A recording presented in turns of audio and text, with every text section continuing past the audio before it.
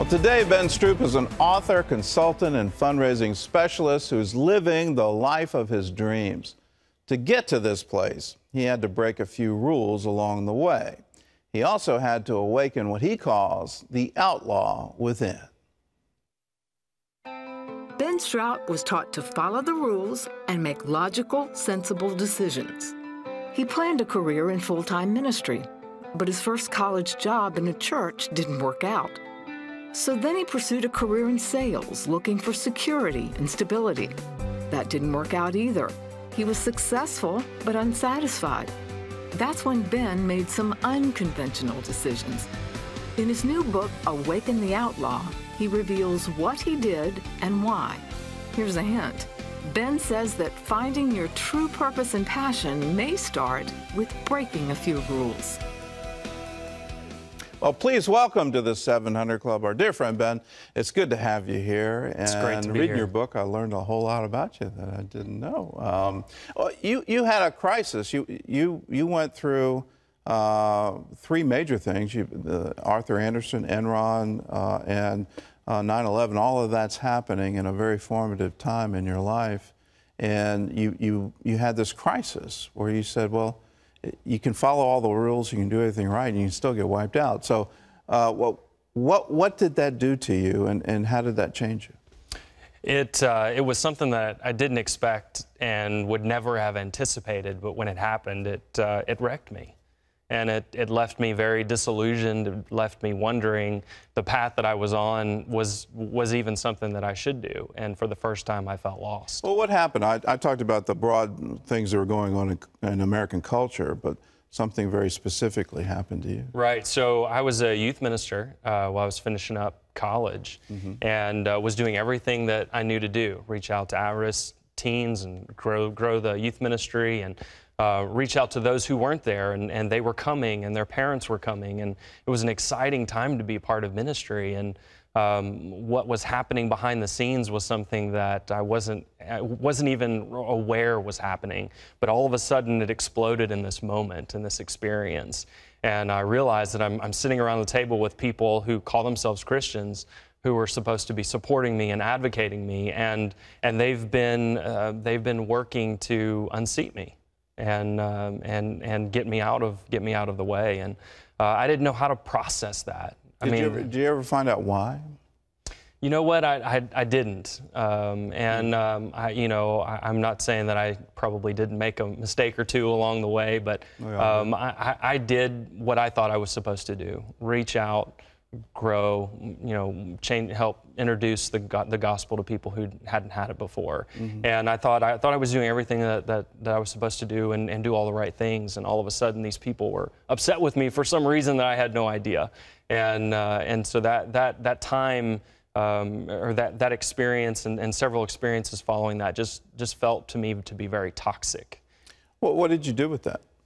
I decided not to pursue the path that I was on, which was completely engineered to go into full-time ministry. I was going to finish school. I had gotten a presidential scholarship, and part of that was because I declared an interest in full-time ministry. My minor was in Greek and Hebrew, so by my senior year, I was teaching, helping as a teaching assistant for first-year Greek students, and I was reading Hebrew at some local events and that, and so everything was engineered for me to go to divinity school and then on to full-time ministry, and it left me so broken that my spirit just wouldn't let me go down that path. And so for the first time, I was uncertain about what was next. So you were on a track to be a pastor. Yes. And that was the dream. And then you found, well, it's not a dream. It wasn't a dream at all. It was a nightmare. And in your book, you say Awaken the Outlaw. So your outlaw got awakened. Absolutely.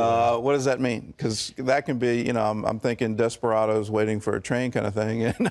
Is that the outlaw you're talking about? What are you talking about? When I refer to the outlaw, it's really kind of this mythic figure, and it's this experience that we have as individuals, and I believe we have it multiple times in our lives, where there's something within us that becomes in contrast with our current reality.